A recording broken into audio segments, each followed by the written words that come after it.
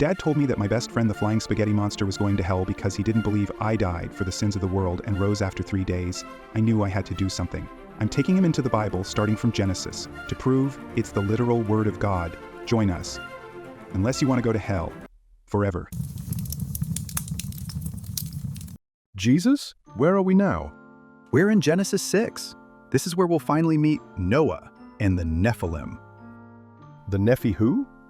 When people began to multiply on the face of the ground, and daughters were born to them, the sons of God saw that they were fair, and they took wives for themselves of all that they chose. What just happened? What do you mean? For one, who or what is that giant golden statue in the middle? That's El, the supreme creator of the universe, and those below him are the sons of God, who are part of El's divine council. Might need a little more context. To understand who the sons of God were, we'll need to delve into who the ancient Hebrews were, along with their religious practices. Early Hebrews emerged around 1200 BCE as one of several Canaanite subgroups in the Levant. Like their Canaanite neighbors, including the Amorites and Jebusites, they worshipped El as the supreme creator deity. El presided over this divine council of gods, including Baal, the storm god, Mot, the death god, and Yam, the sea god. Jesus? Isn't that your father, Yahweh, over there? Over time, due to a confluence of political, cultural, and theological developments, Yahweh gradually absorbed El's characteristics and his position, becoming the supreme creator himself. It's no coincidence that Elohim, the Hebrew word for God, is literally the plural of El, or that Israel means El strives. My dad was part of El's crew? By the time Genesis 6 was written, Yahweh had completely replaced El as the supreme creator and was no longer part of El's divine council. So, even though Yahweh himself was not one of the sons of God referenced in Genesis 6, it is important to note that at one point, Yahweh may have been. Then the Lord said, "My spirit won't remain in humans forever, since they're only mortal flesh. Their lives will be limited to 120 years. 120 years? Why 120? The Bible never says. In those days, and also afterward, the Nephilim were on the earth, born when the sons of God had relations with human women. These were the legendary warriors of ancient times, famous throughout the land. Nephilim? Half god, half human? What exactly is a Nephilim? Nephilim comes from the Hebrew root word naphal, which means to fall, and some interpret the Nephilim as the fallen ones. Unfortunately, there are no descriptions of their physical attributes, just a brief mention that they were mighty warriors of renown. Hold on, narrator. Nephilim actually means giants. Look at YouTube videos, and you'll find tons of materials about Nephilim as giants. Ah, yes, I'm glad you brought that up. Nephilim does not mean giants in Hebrew. The idea that Nephilim are giants come from a Greek mistranslation. Say what? Around 250 BCE, as Jewish scholars in Alexandria, Egypt translated the Hebrew Bible into Greek, they used the Greek word gigantes, or giants, when they came to Genesis 6:4. Why would they do that? These Greek authors most likely saw parallels with their own Greek mythology and applied a translation that fit within the context of their own cultural norms and beliefs. So an entire industry of giant research, documentaries, and conspiracy theories spawned from a 2,200-year-old translation choice? It appears so. Once that interpretation took hold, it became self-perpetuating. Okay, but what about the physical evidence? There are many reports of giant bones that were discovered and suppressed by organizations like the Smithsonian. Those reports were hoaxes. 19th century newspapers regularly published sensational fake stories to sell papers. The same papers reported mermaids, sea monsters, and petrified men. The Smithsonian has explicitly and repeatedly denied having any giant skeletons. So there's no physical evidence at all. None. No bones, no peer-reviewed reports, no museum specimens. Narrator, you may continue. The Lord saw that human evil had spread everywhere on earth and that every thought and intention of their hearts was constantly evil. The Lord regretted creating humanity and was deeply grieved. So the Lord said, I will erase the humans I've made from the face of the earth. People, animals, crawling creatures, and birds. Hold on, what exactly did humanity do that was so evil? Nobody knows. Genesis never specifies.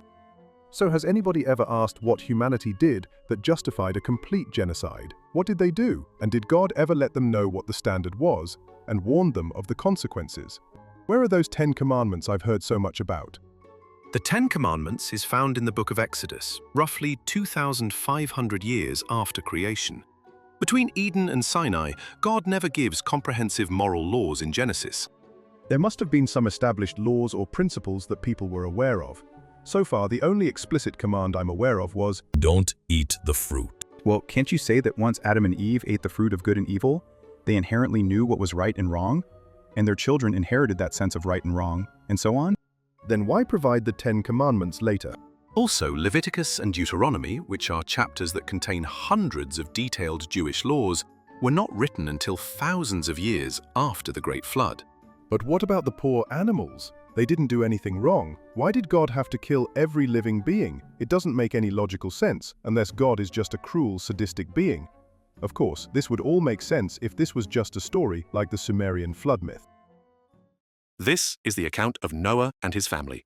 Noah was a righteous man, the only blameless person living at that time, and he walked in close relationship with God. He had 3 sons, Shem, Ham, and Japheth. Now God saw that the earth had become completely corrupt and was filled with violence. When God observed how corrupted everything had become, for all humanity had perverted their ways, God said to Noah, I've determined to end all living things, because the earth is saturated with violence on account of them. I'm going to destroy both them and the earth itself. Build yourself a large boat out of cypress wood. Make rooms in it and waterproof it inside and out with tar. Here are the specifications. Make it 300 cubit long, 50 cubit wide, and 30 cubit tall. Install a roof with a cubic gap all around just below it for ventilation. Put a door in the side and construct 3 decks, lower, middle, and upper. Listen carefully. I'm going to bring a catastrophic flood upon the earth that will destroy every living thing that breathes. Everything on earth will die. But I will make a covenant with you. You'll go into the boat along with your sons, your wife, and your sons' wives. Bring into the boat 2 of every kind of living creature, male and female, to keep them alive with you. 2 of every species of bird, animal, and crawling creature will come to you so you can keep them alive. Also gather and store every kind of food you'll need for yourself and for all the animals. Noah did everything exactly as God commanded. That's the end of Genesis 6. Any questions or thoughts? Just a couple. What's a cubit? A cubit is about the length between your elbow and your extended middle finger. For simplicity's sake, it means 18 inches in today's term, or about half a meter. And the Ark is about a quarter of a size of the Titanic. Are you telling me that over 6,500 species of land mammals, times 2, could fit on that Ark, along with enough food, water, and living space to sustain them for an extended period of time? And that doesn't include 11,000 species of reptiles, 11,000 species of birds, or 1 million species of insects. Technically speaking, it would be impossible to house every species of land mammals. Ah, this is where baraminology comes in. Baraminology? Baraminology is a fairly recent method of classifying living organisms according to their kind that is consistent with how God applied the word kind in Genesis.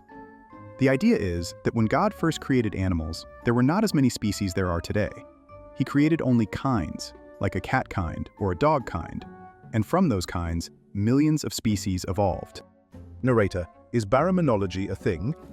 If you're asking whether baraminology is a commonly accepted scientific methodology, the answer is no. Baraminology was developed by creationists to explain how many species had evolved from a few animals that Noah had to have brought onto the Ark. Jesus, you mentioned how millions of species had evolved from the common animal kind. What time frame are we talking about? A few thousand years after the Great Flood. Thousands? The scientific consensus is that the lion, for example, diverged from its most recent common ancestor, the Panthera species, about 4 million years ago. I'm afraid there's no evidence to support your... You forget about microevolution. Microevolution? Microevolution has been accepted by the scientific community, as evidenced by a bacteria evolving to become resistant to antibiotics. What hasn't been proven is macroevolution, the idea that all species came from a single common ancestor. There's not a single bit of fossil evidence showing how a crocodile transitioned into a duck. Is that a crocoduck? Using the principles of microevolution, a single cat kind was then able to speciate into different kinds. Are you saying that this single cat kind was able to produce 40 different species in a span of 5,000 years?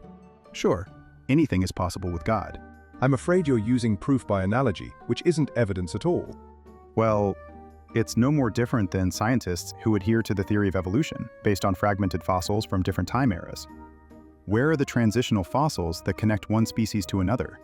There are plenty of transitional fossils, like dinosaurs to birds, fishes to amphibians, apes to humans, evolution of horses, and so on. What you may be looking for is a perfectly linear progression of one species to another, but the preservation of fossils depends on so many factors. We're lucky to even have the transitional fossils that we have. Interesting.